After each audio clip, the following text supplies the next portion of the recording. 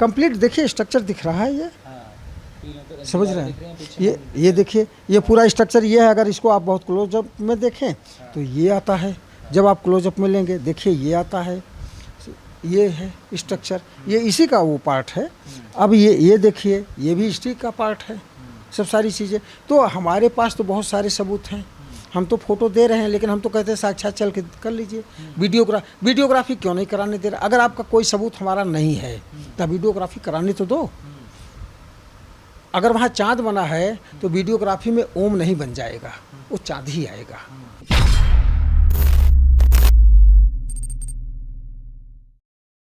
नमस्कार, आप देख रहे हैं शाइनिंग इंडिया और मैं अक्सर जितेंद्र शुक्ला है। ज्ञान वापी का जो विवाद चल रहा है उसको लेके मुस्लिम पक्ष कह रहा है कि हमारी मस्जिद और हिंदू पक्ष कह रहा है कि हमारा मंदिर, और इन्हीं सब मामलों पे हम विस्तार से चाहेंगे कि इन सब मामलों पे रोशनी पड़े। इसीलिए हमने चर्चा करने के लिए समय हमारे साथ इतिहासकार राम प्रसाद सिंह जी मौजूद हैं।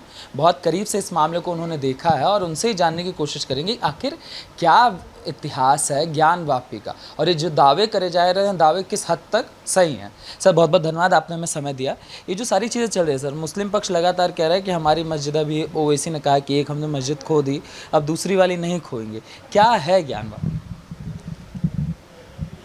काशी विश्वनाथ आदि विश्वेश्वर ज्ञान वापी मंदिर। पहले ये वर्तमान में जो काशी विश्वनाथ मंदिर है ये नहीं था ये किसी तरह से जीर्ण शीर्ण पड़ा हुआ था मंदिर जो है। और हमारा मूल मंदिर जो 12 ज्योतिर्लिंगों में से एक आता है वो था आदि विश्वेश्वर। और आदि विश्वेश्वर का महत्व काशी के कारण और इसलिए भी बढ़ जाता है कि हमारे वेद पुराणों में काशी को अलग, धरती से अलग ही माना गया है इसका। और हमारे आदि शंकराचार्य ने जब स्थापना किया तो एक पीठ की स्थापना जो है उन्होंने दक्षिण में किया, एक उत्तर में किया, एक पूर्व में किया, एक पश्चिम में किया। लेकिन उन चारों पीठों के शंकराचार्यों को मिलने के लिए काशी ही एक स्थान नियत किया था कि काशी में ही जब चाहें तब ये चारों शंकराचार्य मिल सकते हैं। तो काशी का महत्व इसलिए हमारे ज्योतिर्लिंगों के 12 ज्योतिर्लिंगों में से एक है जिसका सबसे अधिक महत्व काशी का माना जाता है। अब ये बीच में बहुत पहले भी तोड़े गए मंदिर जो है, इधर 10वीं शताब्दी से 3-4 बार मंदिर को ध्वस्त किया गया, लेकिन 3-4 बार ध्वस्त करने के बाद हिंदू समाज ने उसका जीर्णोद्धार भी किया। और वर्तमान में जो तोड़ा गया है ये 1669 में तोड़ा गया, ये 1585 में बना था, जो 1669 में फिर तोड़ दिया गया। अब 1669 में जब तोड़ा गया तो इसके पहले का लेआउट देखना पड़ेगा आपको कि 1669 में जो तोड़ा गया वो था कैसा। यह मंदिर 125 फीट लंबा, 125 फीट चौड़ा आयताकार में बना, 128 फीट ऊंचा मंदिर था। 4 इसके देवी देवतान जो है चारों कोनों पर विराजमान थे, 4 इसके मंडप थे और बीच में गर्भगृह था। मूल बीच में एक विशाल स्पेस में गर्भगृह स्थापित किया गया था, जहाँ हिंदू समाज देश के कोने कोने से लोग आते थे और रहने की यहाँ व्यवस्थाएं भी होती थी। लेकिन अब जब ये ध्वस्त कर दिया गया 1669 में, तो हमारे यहाँ ऐसा मान्यता है कि अभी भी कि कोई भी मंदिर जब बन जाता है तो वहाँ देवी देवताओं के लिए जो है प्राण प्रतिष्ठा की जाती है, उसका पूजन विधि विधान से होता है, उनको स्थापित किया जाता है और ऐसी मान्यता है कि वो देवी देवता वहाँ बैठ जाते हैं। किसी कारण से अगर मंदिर क्षतिग्रस्त हो गया, टूट गया, किसी ने तोड़ दिया या अपने से ही गिर गया, तो मंदिर का महत्व समाप्त नहीं होता। वो मंदिर का स्ट्रक्चर, ढांचा जो कह लीजिए, बिल्डिंग का वो कह लीजिए, वो टूट गया, उसको हिंदू समाज में नहीं करता। वो स्थान में तो हमारे देवताओं का वास होता है, तो उसके कारण वो पूजा अनवरत चलती रहती है। फिर समय पर वो जो है मंदिर का उद्धार हो जाता है। ऐसा ही 1669 में हुआ, जब मंदिर टूटा तब से हिंदू समाज इसके उद्धार का प्रयास कर रहा है और बहुत बार इतिहास में इसका वर्णन आता है। और सब इसे को लेकर हिंदू और मुस्लिम सबसे बड़ा दंगा भी हुआ था 1908 में। इसका भी इतिहास है, बहुत लोग मारे गए थे इसमें, बहुत सारे इसमें मराठाओं का भी योगदान आता है, हिंदू समाज का भी है। अंग्रेज़ों के आने के कारण उन्होंने एक नीति अपनाई तुष्टीकरण की, तो उन्होंने मुसलमानों को भी खुश रखने की कोशिश किया और हिंदुओं को भी खुश रखने की कोशिश किया। कई बार तो अंग्रेज़ों ने हिंदुओं को पूरा दे दिया, लेकिन तब मुसलमानों से नाराज़गी उनको मोल लेनी पड़ी। फिर उन्होंने 2 भाग विभाजित किया, वर्तमान में जो तहखाना था वो ज़मीन से लेके माने फर्श से लेके 7 फीट ऊपर था। ऊपर तहखाना का रूप देकर फर्श बनाया गया, फर्श पे 128 फीट ऊंचा मंदिर दिया गया। अब जब मंदिर बन गया तो नीचे के तहखाने को जब ध्वस्तीकरण के बाद की बात मैं बता रहा हूँ, अंग्रेज़ों ने खुश करने के लिए तहखाने को ही 2 भाग में बांट दिया। उसका एक दरवाज़ा उत्तर तरफ से दिया, एक दरवाज़ा दक्षिण तरफ से। उत्तर का दरवाज़ा जो है मुसलमानों के पास दिया, दक्षिण का दरवाज़ा जो है वो हिंदुओं के पास था। तो दक्षिण का दरवाज़ा माने मूलतः वो व्यास जी परिवार जो पूरब साइड में उनका मकान था वो रहते थे। उनको ऐसा उनका कहना है, हमारे पूर्वज ही इस मंदिर का पूजा पाठ और सब करते चले आ रहे थे, इसलिए उन्होंने उस पर अपना वो किया था, हाँ, अधिकार भी जताया था। इसी अधिकार को जताते हुए उन्होंने 91 में एक मुकदमा किया था। अभी जो पहली वाली वीडियोग्राफी हुई थी उसमें आप थे? हाँ, मैं था। आप थे, तो वहाँ कहाँ तक आप घुस पाए थे? आपने क्या क्या चीज़ें देखी? नहीं, देखिए, अब ये तो कोर्ट का विषय है, इस पर हम कोई टिप्पणी अच्छा, अभी आप नहीं करेंगे, क्योंकि कल प्रशासन ने भी रोक लगा दिया है कि कोई भी कुछ नहीं बोलेगा। कल अभी बैठक में रोक लगा दिया। अच्छा लगा था तो लेकिन जो आप कह रहे हैं तो वह चीज़ें जो वर्तमान में मौजूद है, 30 साल पहले मेरे लिए फ़ोटोग्राफ जो हैं उससे मिलान करके देखा जा सकता है कि वो वर्तमान में स्ट्रक्चर मौजूद है, मौजूद है, उसमें कोई परिवर्तन नहीं है। 30 साल पहले मिल रही है सुनने में? हमको धमकी तो नहीं मिली है, मैं तो धमकी का वो नहीं हूँ। और देखिए, सब चीज़ें निश्चित हैं, नियत तय है, क्या होगा ये तो ऊपर वाला जाने।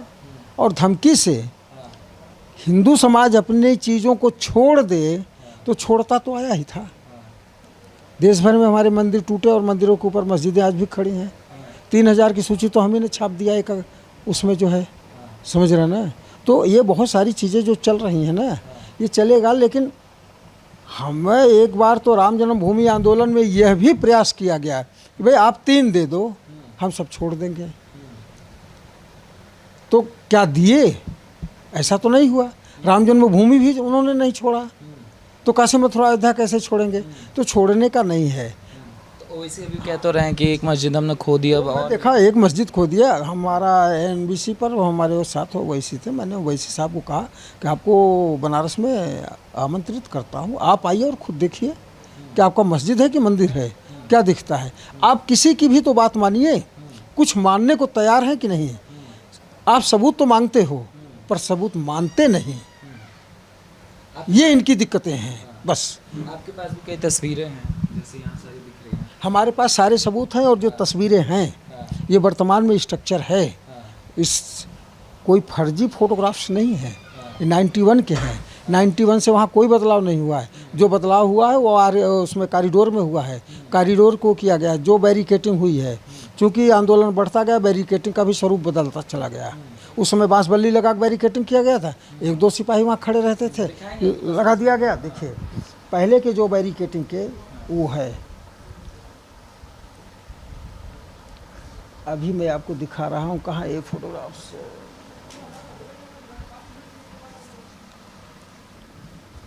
देखिए ये बैरिकेटिंग हुआ करता था पहले। देखिए ये बैरिकेटिंग हुआ करता था, जो बल्ली लगा के, जैसे आजकल कोई नेता आता है तो सड़क के किनारे लगा देते हैं, वैसे था।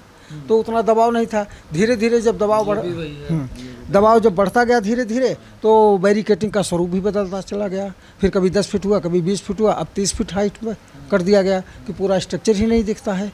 तो हमारा भी तो स्ट्रक्चर ढका है। वो कहते हैं हमारी मस्जिद ढक गई, मैं कहता हूँ मेरा मंदिर ढक गया।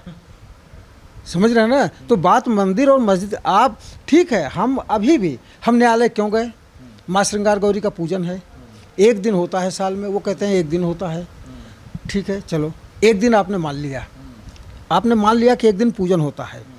अब मेरा कहना ये है, मेरी माँ है, माँ की पूजा हम एक दिन करें या साल में 10 बार करें, 20 बार करें, एक दिन में 10 बार करें, साल में 1 बार करें या एक दिन में 10 बार करें, ये हमारा अपना विषय है।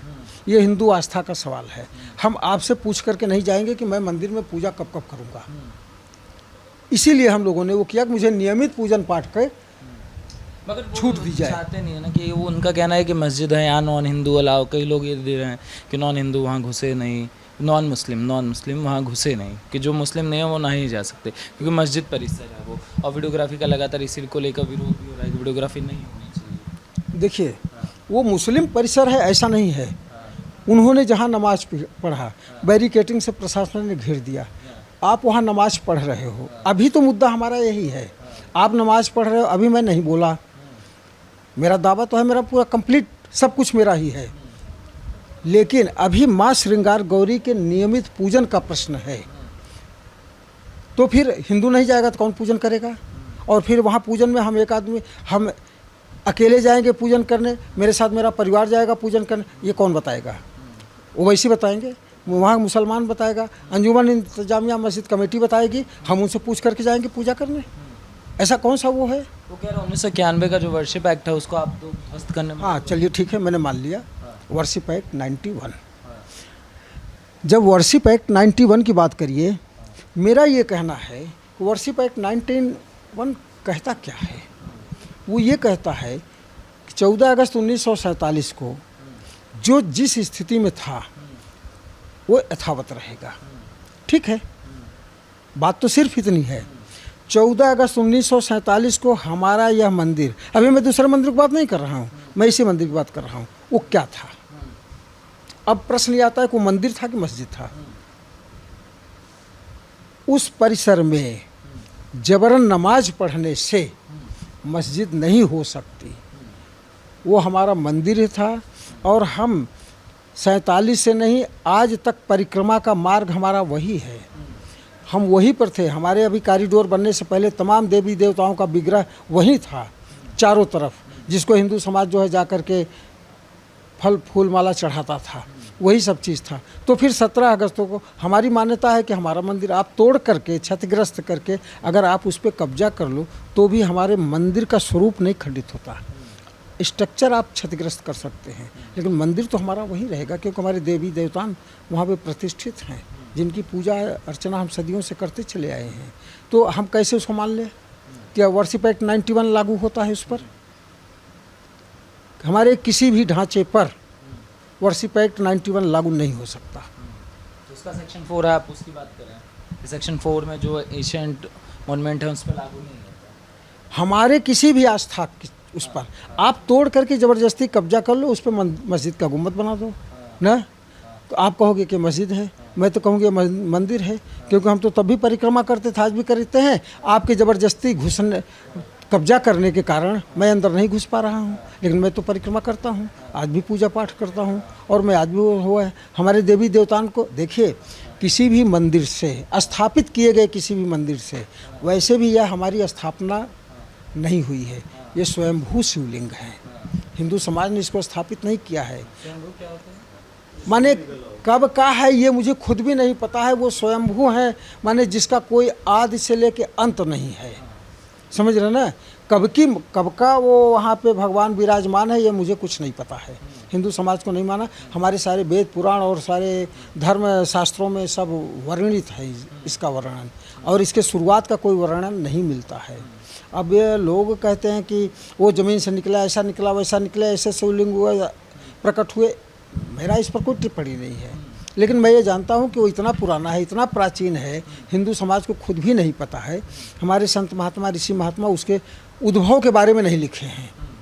मगर आप लोग साबित कैसे करेंगे? जैसे ये तस्वीरें हैं आप जो बता रहे हैं, आपके पास क्या साक्ष्य हैं कि वहाँ मंदिर ही है, मस्जिद नहीं है? जैसे मुस्लिम पक्ष कह रहा है ये तो हमारा ही है, जो है हमारा ही है, इनका कुछ है नहीं, बस देश में माहौल ख़राब करने के लिए। देखिए, केवल ये कह देना हमारा ही है, इसके आगे और भी कोई सबूत है? हम तो सबूत देने को तैयार हैं। हमारे सारे हिंदू प्रतीकों के चिन्ह वर्तमान ढांचे में मौजूद है, चारों तरफ मौजूद है। हम जब ऊपर चलेंगे 30 सालों में क्या बदलाव हुआ है ये मुझे नहीं पता है, हम लोग नहीं जानते, लेकिन ऊपर चलेगा। अगर हमारे स्ट्रक्चर ढके गए हैं, हम उसको भी निकलवाएंगे, धुलाई करवाएंगे दीवार की, चूने हटवाएंगे, ताकि हमारी स्ट्रक्चर वहाँ दिखें, हमारी कलाकृतियाँ हिंदू समाज की जो दीवारों पर बनी है वो दिखाई दे। हमको पूरा ऐसा लगता है कि वो भी सब ढक दिए हैं, क्योंकि अंदर क्या करते हैं पता नहीं है।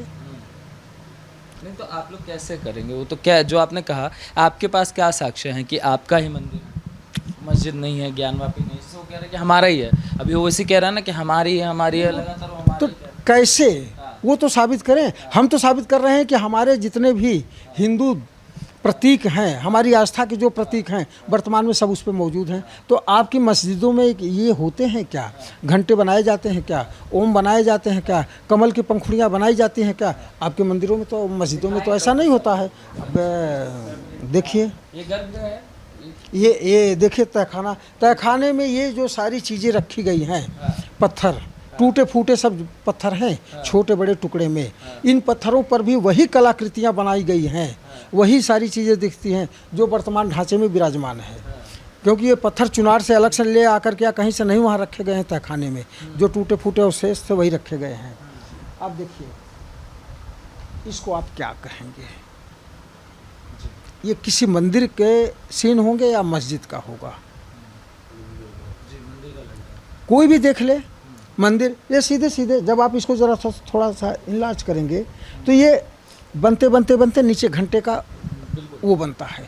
आज भी वहाँ मौजूद है, आप जा कर के देख सकते हैं स्ट्रक्चर में, जहाँ जाली बैरिकेटिंग किया गया उसके अंदर है। तो ये क्या है, वो कैसे बना, कौन बनाया? कोई मस्जिद का कलाकार बनाया या अंजुमन इंतजामिया मस्जिद कमेटी ने उसको बनवा दिया? उनका वक्फ बोर्ड ने आदेश दिया कि भाई हिंदुओं के भी चिन्ह बनवा दो? कैसे बना वहाँ पर? आप बार बार ज़बरदस्ती, देखिए बोलने का कोई वो नहीं है। हम इतिहास की बात करते हैं तो मैं मानता हूँ इस चीज़ को, समझ रहे हैं ना? हम इतिहास पर ही बात करते हैं। अगर माँ श्रृंगार गौरी का पूजा करना होता तो हम भी आंदोलन करते, धरना देते, प्रदर्शन करते। लेकिन मैं तो न्यायालय की शरण में गया कि भाई मुझे अनुमति दो, मेरा अधिकार है पूजा करने का, समझ रहे हैं? मैं पूजा करने का अधिकार मांग रहा हूँ। एक दिन करता हूँ, मैं चाहता हूँ नियमित करूँ, समझ रहे हैं? कंप्लीट देखिए स्ट्रक्चर दिख रहा है, ये समझ रहे हैं? ये देखिए, ये पूरा स्ट्रक्चर ये है। अगर इसको आप बहुत क्लोजअप में देखें तो ये आता है, जब आप क्लोजअप में लेंगे देखिए ये आता है, ये है स्ट्रक्चर, ये इसी का वो पार्ट है। अब ये देखिए, ये भी इसी का पार्ट है, सब सारी चीज़ें। तो हमारे पास तो बहुत सारे सबूत हैं, हम तो फोटो दे रहे हैं, लेकिन हम तो कहते हैं साक्षात चल के कर लीजिए। वीडियोग्राफी क्यों नहीं कराने दे रहा? अगर आपका कोई सबूत हमारा नहीं है तो वीडियोग्राफी कराने तो दो। अगर वहाँ चाँद बना है तो वीडियोग्राफी में ओम नहीं बन जाएगा, वो चाँद ही आएगा, ठीक है ना? दूसरा चीज़, आपके भी वादी हैं, आपके भी अधिवक्ता हैं, हमारे भी वादी, हमारे भी अधिवक्ता हैं, और हमारे सारे लोग हैं। कोर्ट ने अपना प्रतिनिधि के रूप में अधिवक्ता कमिश्नर नियुक्त किया, ठीक है? पहले अधिवक्ता में संजय मिश्रा जी थे। इन्होंने कहा कि वो बायस्ड हैं, बायस्ड की परिभाषा इन्होंने नहीं क्लियर किया, बायस्ड है। चलो भाई ठीक है। क्या संजय मिश्रा जी वीडियोग्राफी में चाँद की जगह ओम बना देंगे क्या?